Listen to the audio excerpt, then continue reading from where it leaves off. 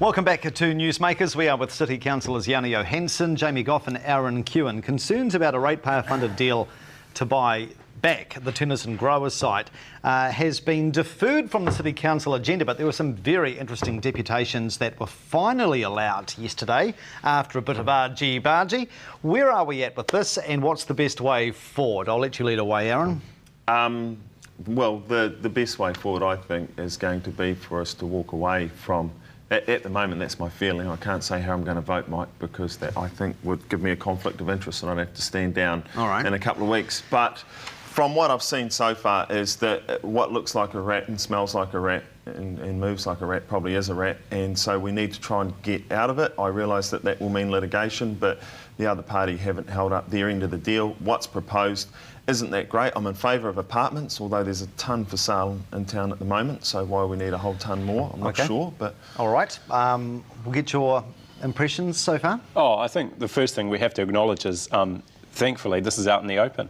You know, last term this would have been held in secret, and now we're seeing the new dynamic of a new council that says we want to be more open and transparent. So and that's council really has good. Forced this out into the open. Absolutely, and Aaron and I have consistently voted for Turners and Growers to be out in the public, and we did look at it before Christmas in PX, but now when it's come back from the Central City Committee, it's in the open, and that's a good thing. So people can know what the deal is, but unfortunately, the lack of information around the financial aspects of it means it's very hard for people to make a considered judgment. But I'd have to agree with Aaron. At the moment, my feeling would be that it's another huge handout from council to a developer that I'm not feeling comfortable with.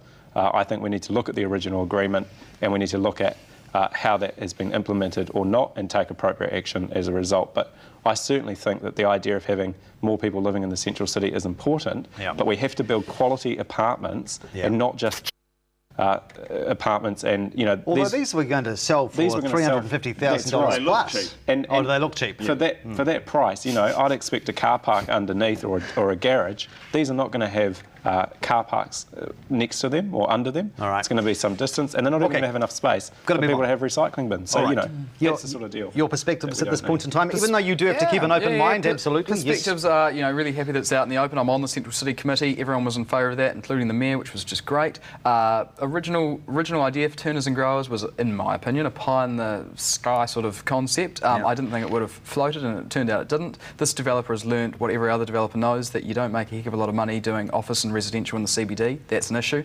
Now the question we need to ask, and I agree with you guys, but I look at it and I see a gravel pit in town that we don't own, and I know that we need more people and more office workers in the CBD, and the question is, how much do the ratepayer put in to subsidise an outcome that we desperately want and need? And you know, I'm not sure. I'm not sure. Own it, 'cause they've only paid a deposit, so they've paid a deposit and then the deal hasn't gone for. There's only been $1 million paid so far for that site. Really? And like Richard Peebles spelt out yesterday in his deputation, is that they're making a kill off it. At the moment, they're collecting $250,000 a year in rent off the car parks.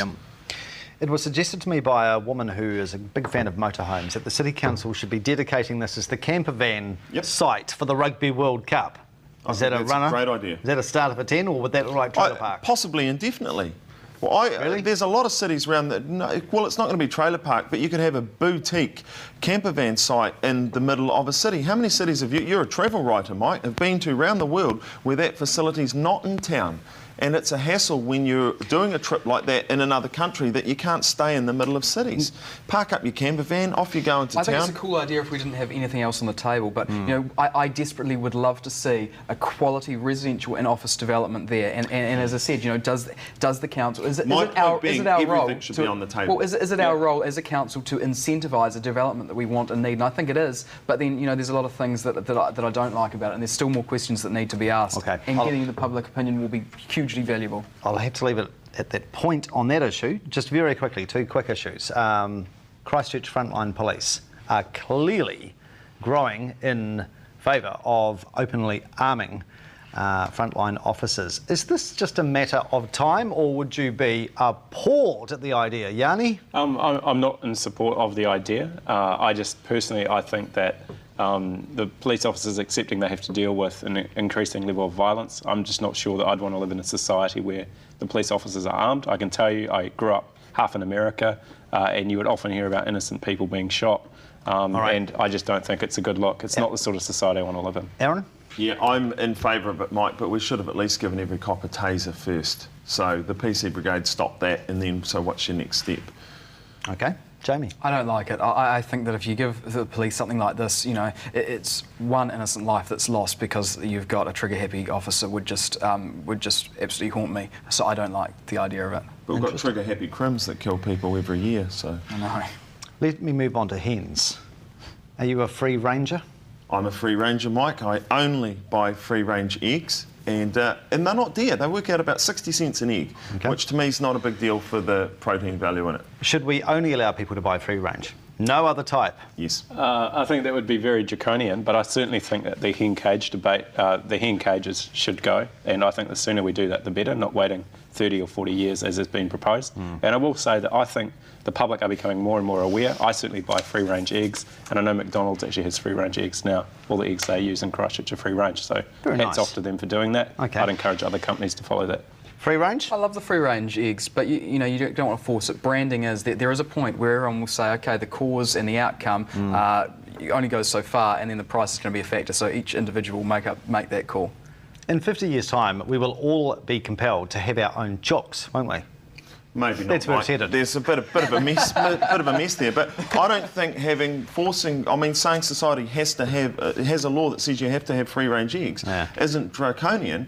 It's like saying minimum wage is draconian. You could have a free market economy where there's no minimum wage, but we don't do that. You put these things in place because greed will make people buy the cheap, tortured eggs. Think of the animals. Think of the animals. Stand up for welfare. Yes. Yeah. All right.